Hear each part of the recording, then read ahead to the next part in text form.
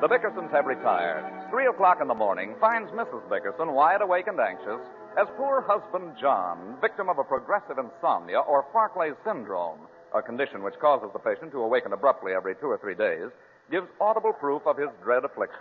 Listen.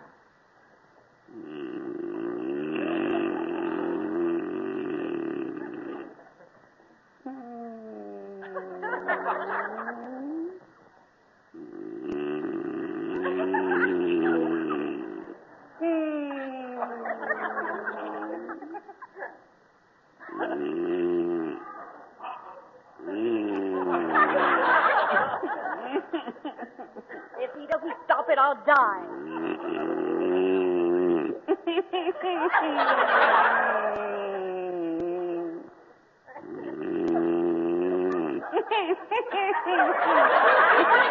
Oh, I've tried everything. I've rolled him over, I've snapped my fingers, I've uncovered his feet, he keeps right on. They say if you whistle in a monotone, maybe that'll work.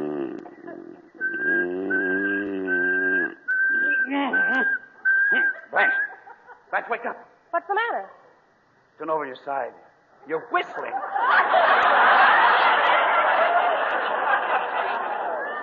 I know I'm whistling. It's the only way I can stop you from snoring. Oh, it's just your imagination. I never snore. Go to sleep.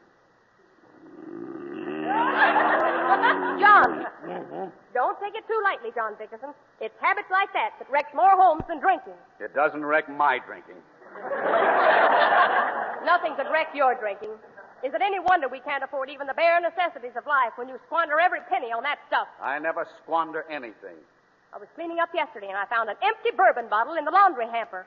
What about it? I found another empty bottle under the icebox and 2 more empty bottles in the chandelier. That's where your money goes, isn't it? It is not. I never bought an empty bottle in my life. I worked like a slave to save $1. Never a word of gratitude.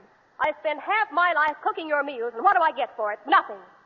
You're lucky. I get indigestion. That's right. Complain about my cooking. Oh, I eat everything you give me. You didn't touch the rhubarb pie I made. Well, it didn't look good. What was the matter with it? Who ever heard of a pie 2 feet long?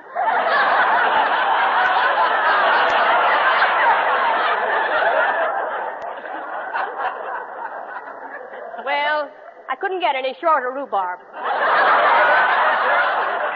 I hate rhubarb anyway. I hate all desserts, and you know it. Why don't you quit wasting your time making them? The minute I stop making desserts, you'll start asking for them. I know you, John. You're just the most contrary person Blanche, that will ever... you please stop talking? No. Why not? Because if I stop talking, I'll fall asleep, and then you'll start snoring and get me up, so the only way I can get any sleep at all is to stay awake all night. Now, go figure that one out. Besides, I'm too sick to sleep. Uh-oh.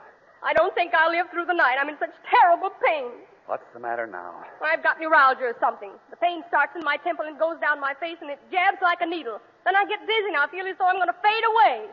You say it, but you won't do it. Why don't you do something for me and end my misery? I told you I'm dying. Okay, put on the lights. The lights are on. Take off your sleep shade. Oh. Where do you keep your stockings? Stockings? What do you want my stockings for? You want me to end your misery, don't you? Give me a stocking. John, you're going to strangle me. Oh, I'm not going to strangle you. Then what do you want my stocking for? I'm going to soak it in bourbon. It's the finest remedy in the world. John Dickerson, you're not going to tie any bourbon-soaked stocking around my face. You don't tie it, you chew it slowly.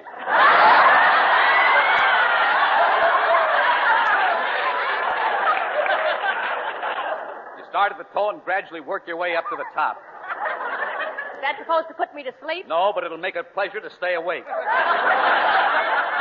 where's the bourbon? I don't want it. I don't want you trying out those insane remedies on me. All right, then, suffer. Put out the lights. How can anybody be so unfeeling? Well, I'm sleepy, and it's after 3 o'clock. You won't let me help you? You just want to keep me awake, don't you? Why don't you admit it? I'm sick. Well, chew a stocking.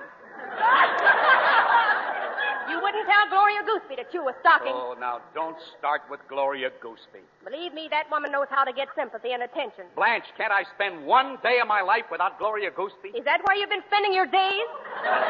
I forbid you to ever mention that woman's name again as long as you live. Do you hear me? And you know where I am every minute of my life. What time did you get in tonight?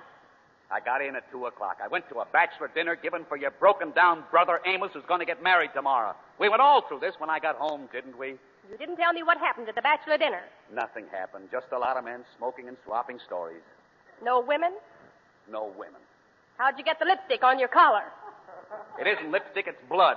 I cut myself shaving tonight. You didn't shave tonight. Well, then I cut it yesterday. You put on a clean shirt before you left. How'd the blood get on that? I'm a slow bleeder. So what are you driving at, Blanche? Don't act so innocent. I know all about these bachelor dinners. Don't tell me there were only bachelors there. There were all married men and only one bachelor, your brother Amos. No women? No women. If you knew all about bachelor dinners, why didn't you make a party for them right here in your own house? Because I'm not entertaining this season. You're never entertaining. Maybe I'm not. Not as much as those dancers at bachelor dinners. Nobody danced. All we did was give a word of advice to a young man about to get married. What was your word of advice? Don't. Sure. That's just like you to discourage my poor brother before he gets married. He's got a lovely girl and he's a wonderful boy. They'll get along beautifully. What right did you have to discourage him? Oh, I didn't discourage him. Everybody kidded him. You hate being married, don't you? No, I don't hate it. You don't like it. I wouldn't say that. Why not, John? It'll only start another argument.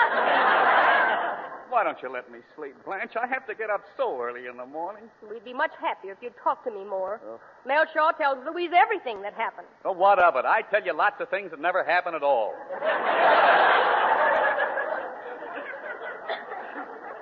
You'll never convince me. You just sat around tonight smoking and telling stories. I swear that's all there was to it, Blanche. Except after the speeches were over, Amos awarded a high silk hat to any man who could get up and say he never kissed any woman except his wife since they were married. Mel Shaw won it. Why didn't you stand up? Oh, Blanche, you know I look like the devil in a high hat. I don't know, John. You're certainly not the same man I married. Don't tell me there's a loophole. See, that's exactly what I mean. No matter how I try to be soft and pleasant to you, you'll always say some sarcastic remark and start an argument again. Well, I'm just sleepy. When we were engaged, you were never sleepy. All you wanted to do was hold my hand and stare at me.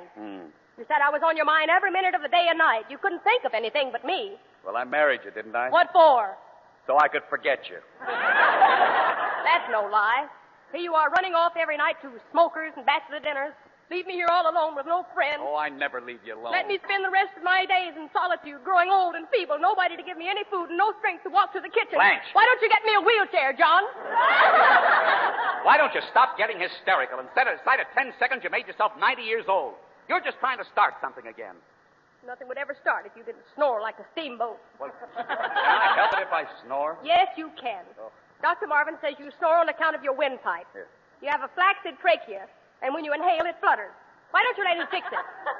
Okay, I'll have it fixed next week. You say it, but you won't do it. Let him fix it now. What? Go on, get up and let Dr. Marvin pull out your trachea. Are you out of your mind? You think I'm going to let that butcher bore holes in my throat? He doesn't bore, he just inflates it with a needle. I don't care if he blows it up with a bicycle pump. Nobody's going to fool around with my trachea. I never heard of such a thing. Well, go sleep in the kitchen. All right, I'll go sleep in the kitchen. And on your way, I want you to send a wire to Amos and tell him marriage is good for him. Now, wait a minute, Blanche. I'm warning you, John. If you don't wire Amos this minute, I'll get my things. All right. I swear you can think of more things to keep me. Oh, no, my knee. Oh, put on the light. The lights are on. Take off your sleep shade. Sending wires at 4 o'clock in the morning to... Hello, Western Union. I want to send a wire to Amos Badger. Carry United Nations Pool Hall.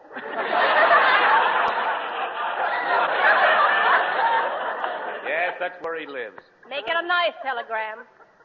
Say, Dear Amos, congratulations on your forthcoming marriage. You're doing the wise and sensible thing, and life will take on a new meaning for you. I only hope that you and your bride will be as happy as Blanche and I have been. I heartily recommend the serious step you're about to take. Just a minute. You want to add anything, Blanche? Blanche.